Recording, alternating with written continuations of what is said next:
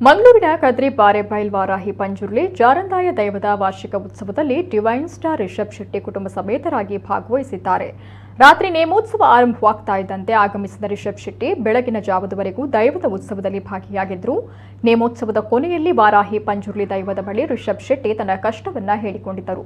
ರಿಷಬ್ ಶೆಟ್ಟಿ ಕಷ್ಟವನ್ನ ಆಲಿಸಿದ ಪಂಜುರ್ಲಿ ದೈವದಿಂದ ಜಗತ್ತಿನೆಲ್ಲೆಡೆ ನಿನಗೆ ಶತ್ರುಗಳಿದ್ದಾರೆ, ನಿನ್ನ ಸಂಸಾರ ಹಾಳು ಮಾಡಲು ಯತ್ನಿಸ್ತಾ ಇದ್ದಾರೆ ಅಂತ ಶತ್ರು ಕಾಟದ ಬಗ್ಗೆ ಎಚ್ಚರಿಕೆಯನ್ನು ನೀಡಿದರು. ಬಳಿಕ ನನಗೆ ಸೇವೆ ನೀಡುವ ಹರಕೆ ಹೇಳಿಕೋ, ಮುಂದಿನ 5 ತಿಂಗಳ ಒಳಗಾಗಿ ಒಳ್ಳೆಯದು ಮಾಡುತ್ತೇನೆ ಅಂತ ದೈವ ಅಭಯ ನೀಡಿದೆ. ದೈವ ನುಡಿಯಿಂದ ಕೊಂಚ ನಿರಾಳರಾದಂತೆ ರಿಷಬ್ ಶೆಟ್ಟಿ ದಂಪತಿ ಕಂಡು ಬಂದಿದ್ದು, ನೇಮೋತ್ಸವ ಮುಗಿದ ಬಳಿಕ ವಾಪಸ್ಸಾಗಿದ್ದಾರೆ.